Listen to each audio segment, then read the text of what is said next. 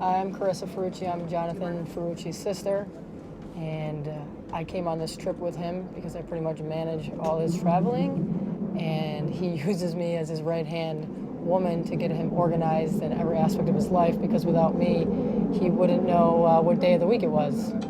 And you know, as you can see, we're on this beautiful trip. This is coming to the end of it. We have one more thing. We're going to go to the factory, and it's another potential business opportunity for him, and I'm excited to see what it's about. The main reason why we're here is for Emrod, and her name is Emily Rodriguez, but she goes by Emrod, and we're here to shoot a music video that they started, I would say, a couple months ago. They started recording it in the studio, a few different studios. I know one was in Atlanta, so they picked Dubai and Switzerland as part of their whole filming journey, and leading up to that there was a lot of planning. Myself and Becky Castercorn planned a lot of this up to it, and it's been rough, but it's all coming to an end, and it went very smooth. Basically, from the beginning, we had to plan things within 3 weeks for 15 to 18 people, and that's flights, trains. We had to get everybody's passport situated. Emrod actually didn't even have a passport up to this instance. They had to do like a 3-week rush on her passport, her mom's passport, her sister's passport. Some people's passports were expired, so we had to get that all situated. We went to Dubai. Everybody got there safely and sound. Luggage made it. And then first day in Dubai, we did a beautiful desert excursion where Emrod, she... Start from the top. Okay. Ready? The first day, we did some video shooting in the desert where Emrod did some beautiful desert shooting. We were all actually background dancers, which none of us expected to be, and we're going to be in the music video, which is pretty cool to see. She has been working her ass off this entire time. No breaks. She's barely been eating. Finally, she got to eat her regular meals in Switzerland. And from Dubai, the second day, while we were at the desert on the first day, there were some hiccups the night before, and it caused some chaos throughout the desert where everybody was kind of stressed and anxious. And it wasn't really the most relaxed situation, and Jonathan and I had to speak about some things that happened the night before and how we were going to move forward in this journey without these hiccups continuing to happen, because we can't have that. You know, when we're here to do one thing and get something accomplished, some things just have to be talked about and communicated, and I think we did a pretty good job moving past it that day, but with the lack of sleep and the stress that was involved with everybody, I'm pretty surprised how well it actually did end up. All being said and done, John did an excellent job with overcoming the obstacles that he had to overcome. I was a little nervous that he wasn't going to be able to, but he pulled through it. He stayed patient. He was resilient.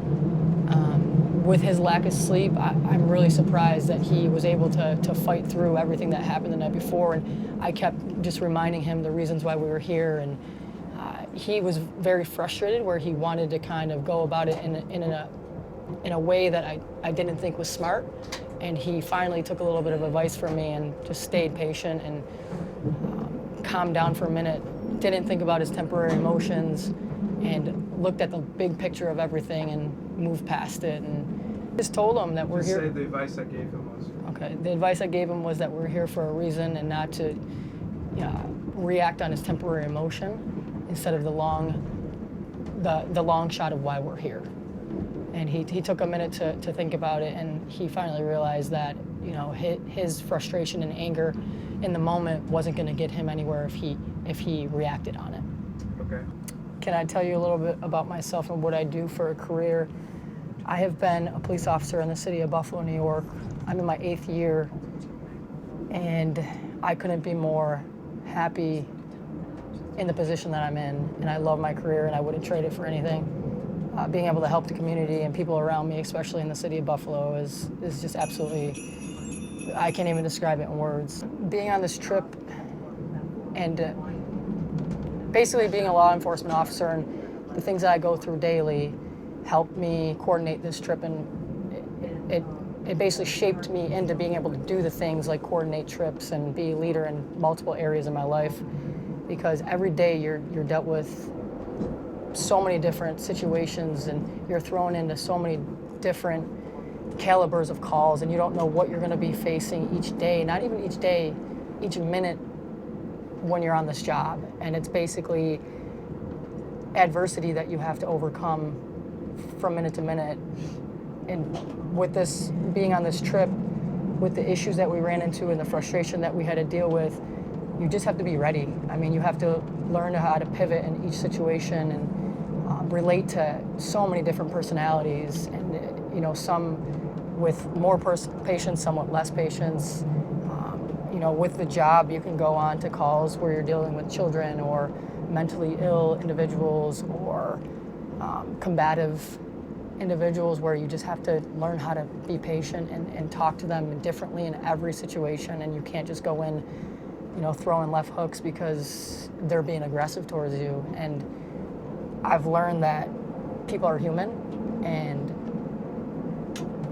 if you just talk to somebody the way that you need to talk to them and relate, or find something to relate with, they tend to come down and they tend to earn some respect for you. And everybody thinks size matters on this job, and it really truly doesn't. It's how you communicate and show people that you care. And I think with this trip, you know, a lot of us just met each other and a lot of us knew each other, and you learn each individual personality. And I've learned, so we're learning everybody's personality and being able to relate to them. You got to learn when to step back, and you have to learn when you can push forward with them. Even with John, I mean, there's days that he's extremely frustrated where I know I could be like, okay, let me push him to where he's got to be. And there's days where I have to step back and give him a moment to think about what's going on before I push him over the edge. And that's exactly how you can relate to being a police officer, because if you hit somebody at the wrong time, you can push them further and have them either be more combative or make some irrational decisions. The next day, we all went to Global Village, and it was this beautiful area where it kind of showcased Dubai's architecture, buildings, culture. It was kind of like a down day that everybody needed to regroup and decompress. And I think Emrod needed it. There were so many food stands, so many stands where you can buy from different countries like Yemen, Pakistan, the UAE. They had America there too, and you're able to eat foods of that culture. You're able to do some shopping, and again, all of us needed that because it was a decompressed day where we all came together as a whole again, and just, you know, kind of took in Dubai's culture and everything, and it got us, you know, refreshed for the next journey, which was the next day we went on the yacht, and it was a pretty cool experience, in which we'll get into. So part of this trip, and for the music video, we had John set up with the other producer a yacht excursion to really showcase the waterways of Dubai and the beautiful buildings behind the yacht. I think the one building was called the Burj, and it was absolutely stunning. Being there was just so surreal. And I've been on some pretty nice yachts in the past, and I've never been on a yacht like we were on. It was ginormous, it was clean, it was brand new. The deck mates were just on top of everything and made sure that we, you know, experienced what we needed to experience while we were there. And Emrod had a pretty sick shoot. I mean, the shoot was incredible. She did such an amazing job. And a bunch of us were kind of hanging out while she was doing her solo thing in front of the boat. And we all actually wore white, and Emrod wore a different color to showcase her and to really make her pop in these videos. And yeah, we kind of had a good time. I wish there was a little bit of booze on the boat, but there wasn't, to kind of mellow us out. And we kind of enjoyed the scenery and the sunsets, and the sunset was just incredible. I don't think I've ever been in a city that the sunset is beautiful on this water. Yeah, so we did run into a hiccup on the yacht. The food was supposed to be served when we got on the boat so all of us can eat and be refreshed and ready to go. And unfortunately, I'm not sure whose decision it was, but it was the wrong decision. The food wasn't served until an hour before we got off the yacht, and we had dinner planned an hour later. And my concern was, and which I told Jonathan, was there's no point to eat this food. We already prepaid for a fine dining meal when we got off the boat, and nobody was gonna eat and they weren't gonna be hungry. And I just thought the timing of everything just wasn't planned properly. And again, I don't know whose decision it was. and he was in agreement. So I basically just told people if they were hungry, which I wasn't trying to starve people, but it was just the matter of the fact that it didn't make sense to eat, food that, wasn't the highest quality. It was just snacks in replace of some very expensive meals that we had already pre-planned. So John was in agreement, so I just told everybody just, hold themselves over, pick at some of the food, and then when we get off, we'll go and reconvene and go to this amazing dinner, which I think that night it was, I can't remember, it wasn't Dream. Dream was the first night. Nobu. It was Nobu, yeah, we were going to Nobu, which I'm sure, if you know what Nobu is, it's not low-end food. It's definitely 5-star quality, and you don't want to miss out on that and waste the food there. How about I go into a little bit on how I think he needs to manage it a little bit better everywhere. Yeah, so But I'll use start that to with, correct. So going back to us not having this prepared properly, and food should have been served in the beginning of the yacht, we didn't serve it till last, and the amount of money that we spent at Nobu could have been wasted. And I think some of it was because some of us were tired and some of us went back to the room early. And I really, truly sometimes don't think that people understand the amount of money that is spent on these things, because they don't get to see the bill and they don't, see what's actually spent. And it's not their fault or anything. It's just a matter of us not communicating with, where things need to be done and how they need to be done. And it's not the only time that I think money was wasted on this trip and could have been managed a little bit better. And, I take partly blame for that, because I should communicate with him a little bit better on things that have been wasted and how we could do this differently for the next, group trip. And sometimes he's impatient, so he doesn't want to wait. For example, today when we were checking out of the hotel, I kept saying to him, let me look at the bill, because I know exactly what was spent and where it was spent. And they had a few things wrong on the receipt, and he just wanted to pay the bill and sign and get out of there, where I was more trying to be meticulous on, okay, this is what we spent, these are the credits that we get, these are the things that weren't done. One of us missed a spa because Emily had passed out, so Emily's mom didn't get to go to the spa, which I was trying to get that reimbursed, and he's trying to rush out of there and just pay the bill when we could have saved $500, which might not seem like a lot in the moment, but when you're wasting $500 here and $1,000 there, it adds up very quickly. And it's something I'm trying to make him realize. Sometimes people have money and they blow it, and they just need to be a little bit more careful of managing their money. So the next day after the yacht, Luana actually, last time she was in Dubai, she said she had this amazing desert experience. And so what did I do? I had her share the Instagram account with me, and I basically looked at all their content, and in my head I visioned this was the spot that this music video was supposed to be at. And I don't like to step on too many people's toes when they're planning something, because I'm not really involved too much in the music video. I'm just here to support John and manage the things on the outside.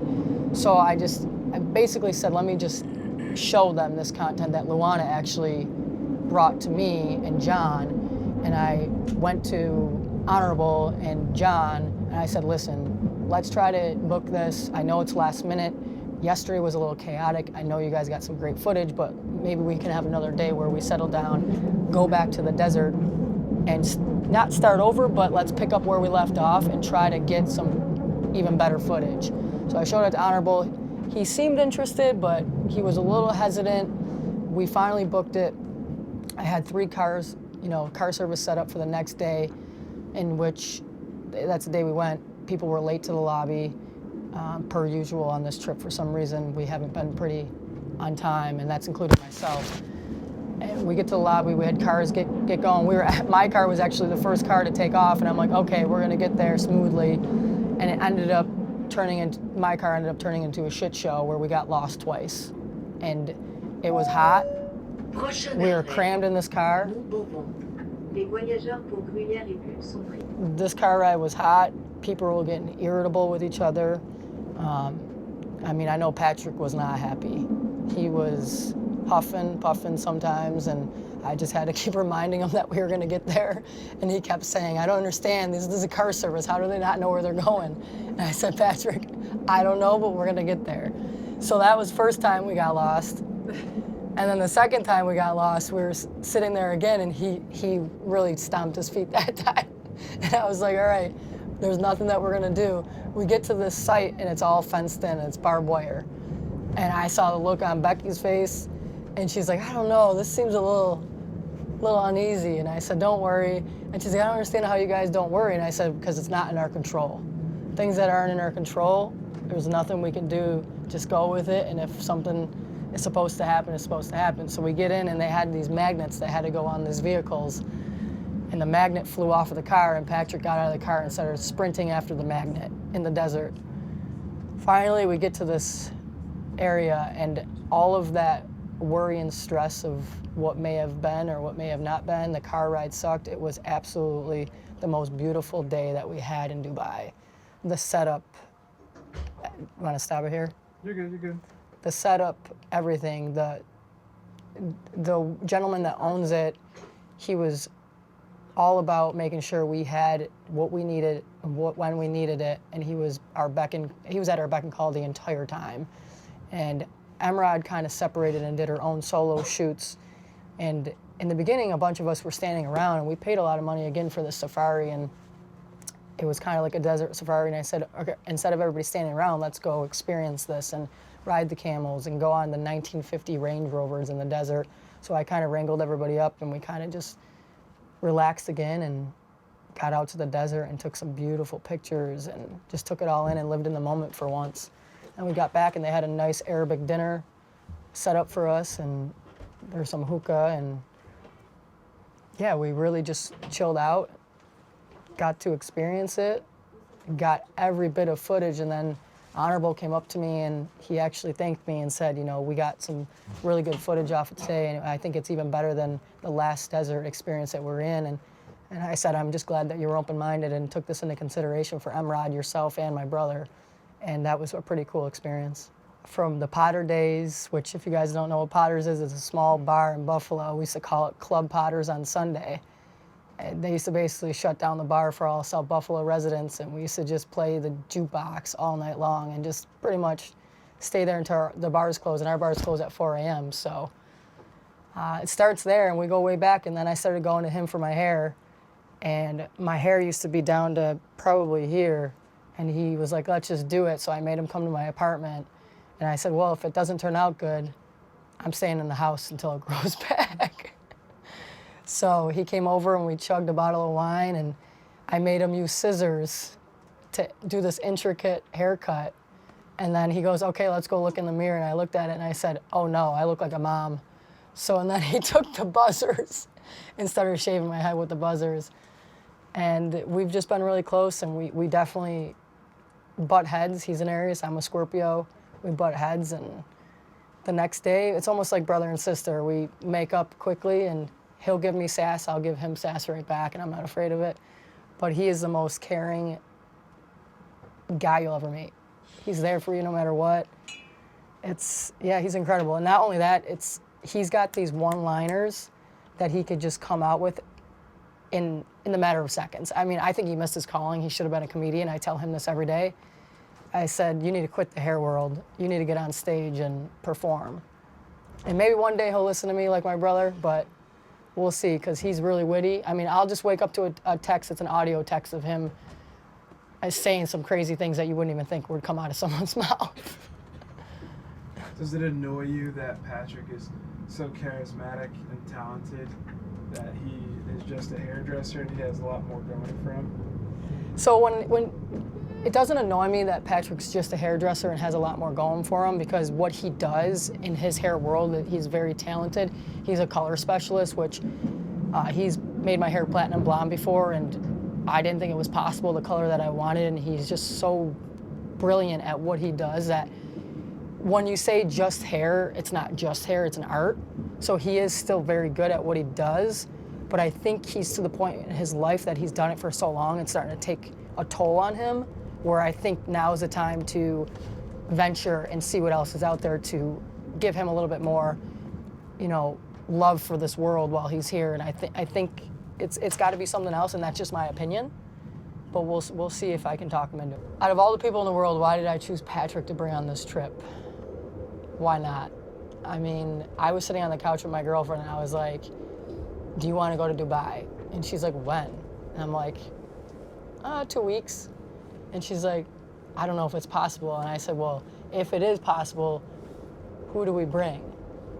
And then Patrick was coming over that night, and I was like, let's bring Patrick. And the number one reason behind all this was because when he used to do lighting, I'm getting the hang of this.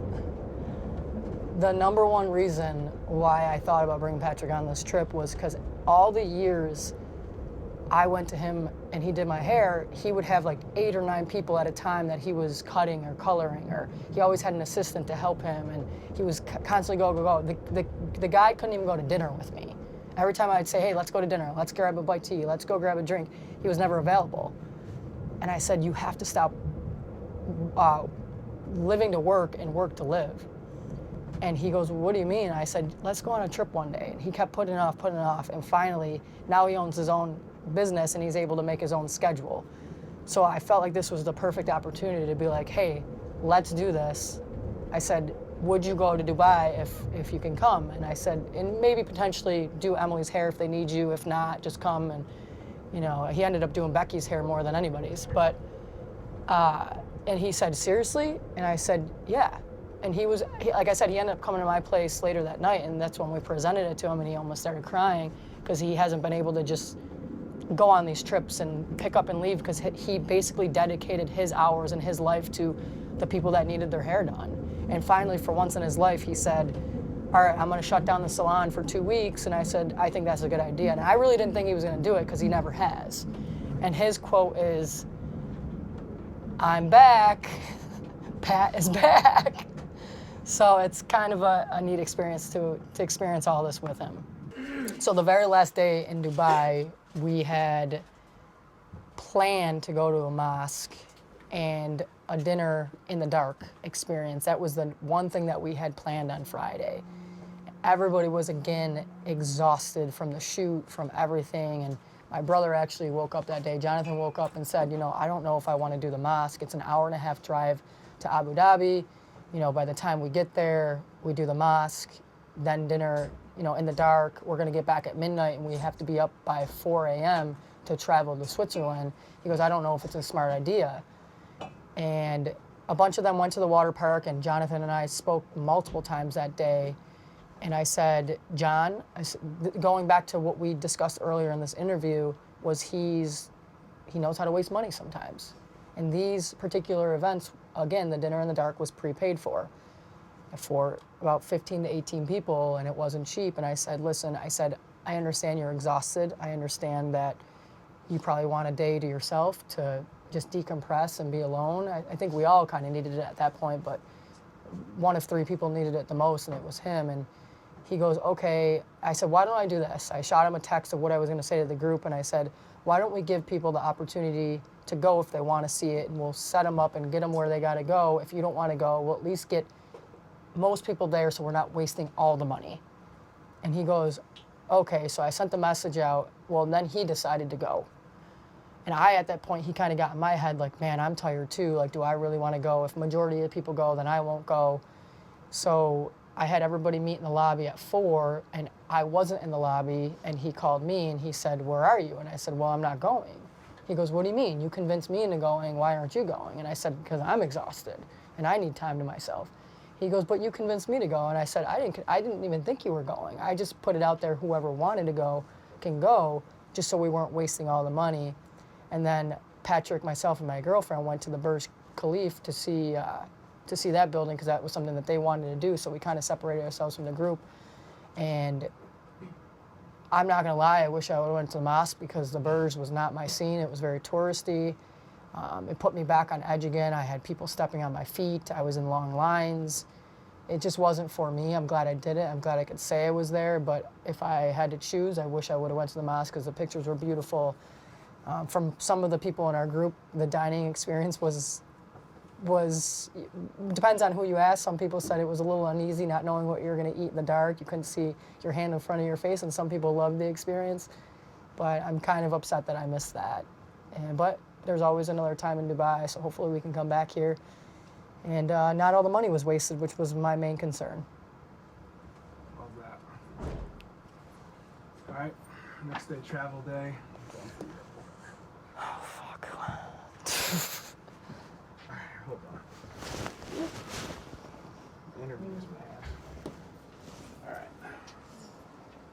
Becky, are you thinking about your content? They better be I listening. was booking the car for today. You should have put everyone in a separate car for you to talk shit about them. Oh, I don't give a shit. It's the truth. I can't wait to see what Patrick has. Testimony of my job, everyone has to be on a separate line, so you can't hear what the other person's saying. So then you ask them, you see if the stories match up. Yeah. That's what we need to be doing. See if everyone's story is matching up There about we what went go. down. That's a good point. No, and they definitely. Resized every story. Yeah, because like if you watch a reality show, like I'm obsessed with the Kardashians, as you guys know. When Kim's talking shit about Kourtney, she doesn't even know about it until the show comes out. Yeah. Well, exactly. So then they ask him about it and Courtney, and then the stories don't always match Yeah. up. It's character credibility here, you know? Where do you want me to start? To repeat? And that is Miss Toxic, everyone. Miss Attorney, okay? Miss Attorney, aka future producer. She's got all the witty questions. We're breaking all the rules today. I'm composing a list of questions Love to ask this. later on. So I'll start off with a question from the travel day, and I'll repeat it. So, summarize the ups and the downs of Dubai, and direct going into the fact that we've got to ship out and travel with 14 to 17 people back to the airport to go through customs at Switzerland. Get on another 10-hour flight. So the ups and downs of Dubai. Obviously, let's start with the cons first so we can end on a good note. Cons are traveling with a group can be extremely difficult. Getting everybody on the same page can be difficult. Again, a lot of personalities, a lot of different people are on their own time schedules. There's, sometimes people don't have a sense of urgency like some others, and to put a pep in their step is a little bit harder. Let's say another con was the first night. There was a lot of animosity that happened in the middle of the night that caused a lot of lack of sleep, a lot of stress. Then when people are missing shuttles and trying to get them there on different times is stressful, because you're trying to focus on the things that you're there for, and you're also wondering where other people are and how do I get them there, and if they're lost, and trying to make up for that aspect of the trip. The financial stuff that went kind of wasted is uneasy for me. But let's skip to the pros. Dubai is one of, if not the cleanest city in the world. It's beautiful. The sunsets were amazing. The sunrises were amazing. The people were just so friendly. The music video, I think, is going to be so dope. I think Emrod is going to look amazing in this video. And I think the content that they put together is going to be unbelievable. The excursions that we went on, the food that we ate that Becky Cascrone set up in Dubai was absolutely amazing. And if I could bring everybody with me, I would, because just to experience the food alone, I'm a foodie, so I could go without everything else and just eat all day, every day, and I'd be happy with that. And then lastly, the people that we went with, it ended up working out perfectly, because the people we went with were amazing. Everybody contributed in their own way somehow. And that's the most important thing, is even though there's some people that are doing the majority of the work, sometimes you need the people in the background to help you with the little things that might go unnoticed, but they actually aren't unnoticed. All right, and then let's go into travel day Switzerland. So we wake up 4 o'clock in the morning, and now we're getting into our travel day to Switzerland. And Becky's no dummy, because she knew exactly what she was doing when she did it. She booked a flight out the night before, so she didn't have to deal with the 15 individuals that I had to deal with that day. She's no dummy, and don't worry, I won't forget it. Arrêt sur demande. Au prochain arrêt, la première porte en tête du train ne pourra pas s'ouvrir. Nous vous prions d'utiliser les portes arrière. Merci. Becky, dummy. Yeah, Becky's no dummy. And again, on top of that, I don't think I personally, not to talk bad about the travel agent or anything, I don't think I would ever use a travel agent again. There was some hiccups being with the time difference, so it's not really completely his fault. When you need to get a hold of your travel agent, you know, it's 4 a.m. Dubai time. It's, let's just say, 9 hours, you know, behind in the state that he lives in. And when you need something, you have to go through the travel agent. It's just not easy to deal with. So when we arrived, getting people in the shuttles and to the airport in Dubai, we get to the counter to check in, and everybody kind of went their separate way to check in different counters to make the process a little bit smooth, which we thought was going to be smoother, ended up not being smooth at all. We were at the ticket counter, and the woman said that we were allowed 30 kgs per suitcase. So we thought 2 checked-in suitcases like the way there, 30 kgs each, and we'd be good. No, it was 30 kgs total. So majority of us had 22 plus kg suitcases. So in the beginning, when we didn't think we understood her, we thought 30 each. We started moving clothing from one suitcase to another to try to distribute the pounds. Well, no, we did all that for nothing because it was 30 kgs total.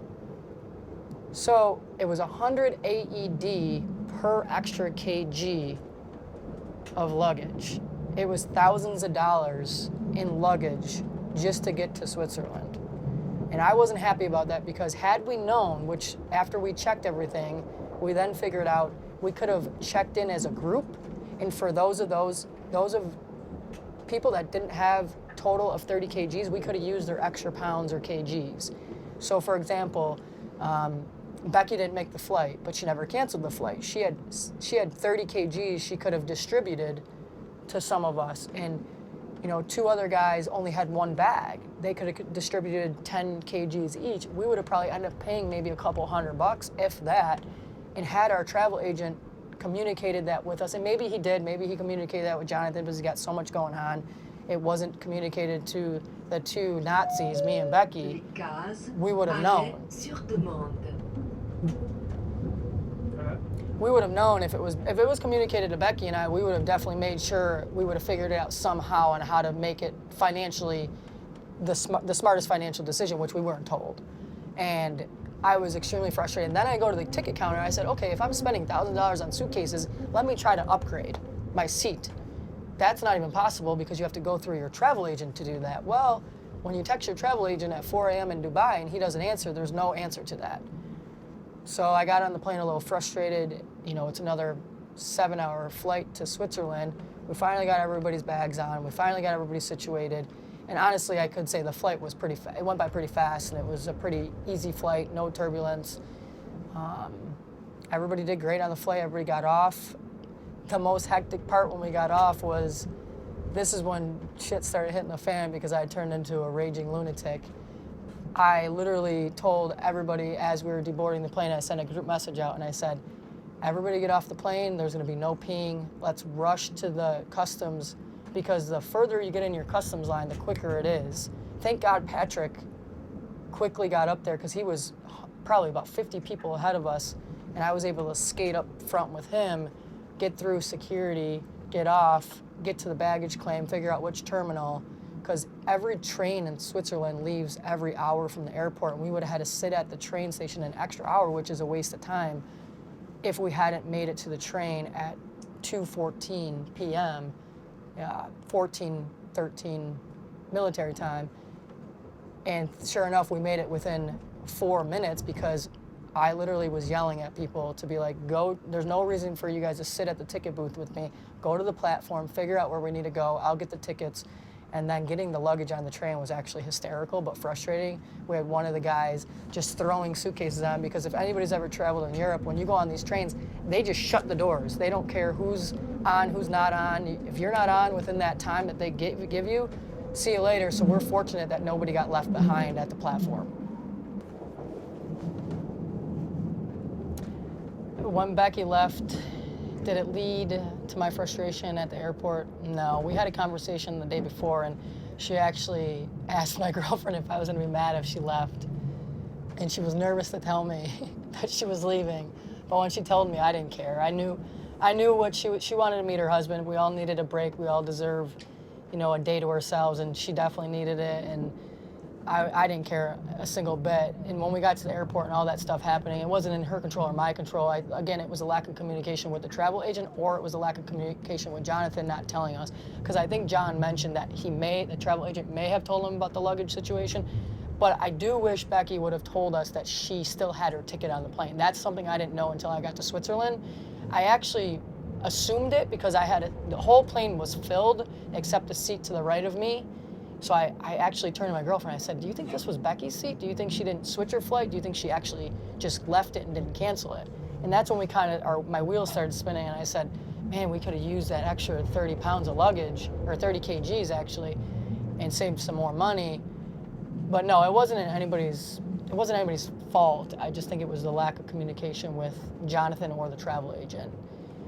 And then, no, getting to Switzerland without her, it's more or less not her fault or my fault. Prochain arrêt, nächster Halt, next stop, Les Avants. The one thing I've learned in life, which I'm trying to live by and I keep trying to remind myself, is every human being has a different perspective. And you cannot make someone believe in your perspective. So when you're traveling and your mindset is, we got to get here this fast and this quick, me trying to make people be my type of personality, like, let's get here, let's move quick, they don't look at it in my perspective. And it's almost impossible to get a human brain to look at it in the same perspective as another human brain. When Patrick was 50 people ahead and I managed to cut the line, I basically said, oh, that's my husband. He's got my passport. So he had his passport in his hand and he wasn't understanding what I was saying. He's like, oh, I don't got your passport, I got my passport. And I mean, he is a little flamboyant. So when I said, oh, that's my husband, people were looking at me like, is he really your husband? And then I had him hand me his passport, even though I pretended it was mine, basically. And I cut about 50 people, and they didn't seem to mind, but you never know. But we did have some hiccups right in security because another guy that we're traveling with was videotaping in the airport, and customs agent pulled him and started deleting all his videos off his camera because you're not legally allowed to film in an airport, especially at a customs area in the airport. So while in the airport, we had a guy that was in our group that was videotaping, and in his defense, in the States, airports are public property, so anybody can film in those areas, so I can understand why he thought it was okay to film in the Switzerland airport. And unfortunately, I think they deleted some other footage of his, which hopefully doesn't hurt his filming in the long run. So when they were deleting his footage, I wasn't there because I had skipped a line. I was already down at the baggage terminal, and that's when the group was texting us like, he got held up, they're deleting photos, we don't know how long it's gonna take. And that's when my anxiety started kind of pushing up because I knew we had to be somewhere at 2:05 in order to get all the luggage on. So I was like, damn, we might not make it. Again, it wouldn't have been the end of the world, but we would have been sitting and wasting a good hour in the airport when we could be experiencing this and, you know, more of Switzerland within that hour. So in the moment, when you're thinking about what your objective is and why you're here, and we had made this very clear when we came on this trip, I don't know how many people read the message, we had said every person is responsible for themselves. We are all adults, and if something happens in Dubai or Switzerland, we are not here to babysit, and we are not here to bail people out. And yes, I felt bad in the moment for him because he was videotaping, they took his phone, and they potentially could have maybe, I don't know, arrested him. I don't know the laws here. But in that moment, I didn't care because we were here for one objective, and there was two business opportunities, one being Emrad's video shoot and Jonathan's venture to this factory. So if something had happened to him in that moment, that was something that he would have had to figure out on his own, because unfortunately the selfishness comes out and things have to get accomplished here, and he was told in another airport that he was not to videotape. So I'm the type of person, when you're told something once, especially as an adult, you take that in and you learn from it. So that's my perspective on it. But yeah, I was more worried about getting the group to the train. That was my objective. So we arrive in Switzerland, and this was where my excitement started happening because I planned this leg of the trip, and this is more my scene. I used to be a city person. Now I want to be in the mountains, not be bothered. And it partially has to do with my job. It's go, go, go, answering calls, putting out fires, dealing with negativity all the time. You know, seeing the worst of the worst. Shootings, death of children, death of just humans not knowing that they're going to die. Just, you know, the snowstorm last year in Buffalo. Seeing so many people trapped in cars and trapped in houses, and it was the worst experience I've ever been through in my life. So coming to an area like Switzerland and kind of getting out on the train and going to the middle of nowhere and showing up to a beautiful resort that is just absolutely stunning, it just kind of puts you in the moment and able to decompress. And this is, you know, I always say police officers need therapy. Travel is my therapy. And this is why I travel so much. And we're about to pass, I think, Lake Geneva, and it is, you can't even describe it. It's absolutely breathtaking. So when we arrived to Switzerland, we only had one thing planned for the first day because with the travel and everything, we just had dinner planned at a Michelin star restaurant called Sommet. And it was in the Alpina resort in Switzerland. And I know Jonathan had Simon and Arthur and one of Simon's, I think, business partners, don't quote me, meet us for dinner, and the whole objective was for them to stay and then travel with us back to Geneva so we can just hit the factory right when we get to Geneva, which is today. And I think they went out and got a little tipsy and ended up leaving. And I don't even know if they told Jonathan that they were leaving, but they ended up leaving, and I know John was a bit frustrated about that. But being in Switzerland for that night with that food was absolutely incredible. And then we woke up yesterday, and we had a fantastic day. I mean, we just explored the town, amazing stores, amazing scenery. We took a little horse and buggy ride into the village, and it was just stunning and something I've never experienced before. And I hope we come back. I really, truly do at some point. And then we had a nice Italian dinner last night, and it actually ended up turning emotional because we had everybody just talk about what they were grateful for and, you know, their best experience on this trip. And it ended up being, I think the best experience of this trip was last night, and listening to everybody's reasoning on why and what their favorite place was or thing was. And sometimes it wasn't a place or a thing. Sometimes people were just saying it was being here and being a part of the group, and it was amazing to hear. And I think Jonathan needed to hear that because he has done a lot to put into this trip, and a lot of effort was put into this, and it was nice to hear everybody's perspective on it. Knowing my brother and seeing the way he moves and the way he thinks and the way he acts and the things he does, what I think it takes to become a CEO of multiple companies, it takes someone special, because I don't think everybody has it. I actually am envious of it, because I think there's only a certain amount of people in this world that were built for the way that he moves. And I've seen it since I was a kid. I mean, the kid was hustling, whether it was selling sneakers or, you know, out of the back seat of his car. He always found a way to make fast money. And then I kept telling him, why don't you stop trying to make fast money and make your money work for you? And I have all these thoughts, but he was just better at putting it together. And he's always been that way. And I think hustle learned from my father. I think the Italian culture was always hustle, work hard.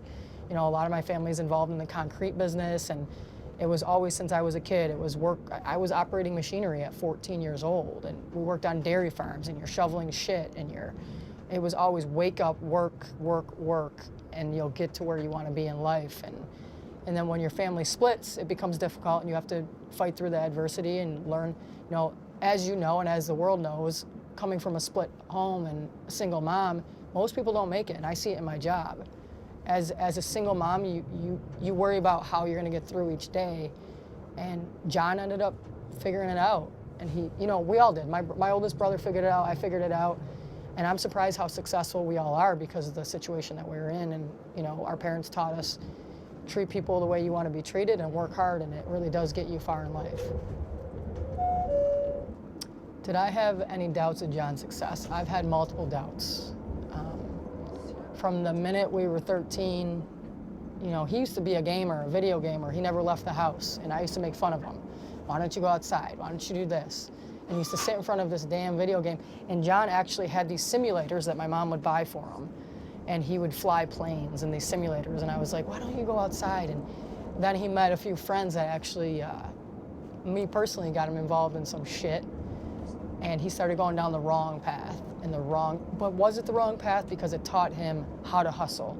It taught him, you know, the streets teach people how to hustle and how to live. And people don't realize that. If you see, the best thing I think about his life was he saw the best of both worlds. He saw money and he saw poor. And most people don't see that. You either see one or the other. You're not gifted to see both. And he was gifted that. And when you see how the streets work and how real life works, and I think he put those two things together, and he was able to make this happen. And hopefully it continues to happen. And he has such drive. And I try to slow him down. I said, why don't you focus on one thing and make one thing work before you jump to another thing, so we can, you know, button this up and, you know, it's running the proper way. But his brain doesn't work like that. He wants to continue to find success and find ventures. So at the end of the day, all I can say is I'm proud of him. And I'm glad that he got out of what he was involved with. You know, there was days that he was sitting in jail. And I was like, shit, is he gonna come out of this? And then one day, I'll tell you what I think happened to him. He moved to Florida with a buddy of his, and his buddy was in the military. And I think from that moment forward, he got out of the same, when someone's in the same environment all the time with the same people, you tend to become that. And he got out of that environment, he got out of that neighborhood, and he went with his buddy in the military, and that's when he started turning his life around. That's really what I think was the driving force. And then it started from there. What's next? What is next? Tomorrow we go to a factory, and it's a potential another. What's next with John? What's next with John? I only see big things with John. I'm not even really sure what's next, because I don't even know if he knows what's next. It's fly by the seat of your pants and see what you can make happen. And for the most part, the things that he has going right now, I think it could become an empire. Does John ever worry you? Yes, and John worries me for his health and his sleep and his lifestyle, but I think he's got right people in his life finally that will help. You know, Luana is on him about eating healthy and, you know, his cholesterol and, you know, quitting the smoking, quitting the drinking, and quitting the things that you can control. Next stop, Charnay. Becky, how are we on time? We should probably head back to our luggage. Yeah, 14 minutes. 14 minutes? So 4 more minutes. 13 Seat. minutes. Chris, if you know in the car back there. With where our luggage is? But yeah, we still want to help them. Make sure our stuff gets off. Yeah, we go back there like 5 after. Okay. If you could tell John one thing, what would you tell him? Let me think about this for a second. This is a thought one. Oh, I know.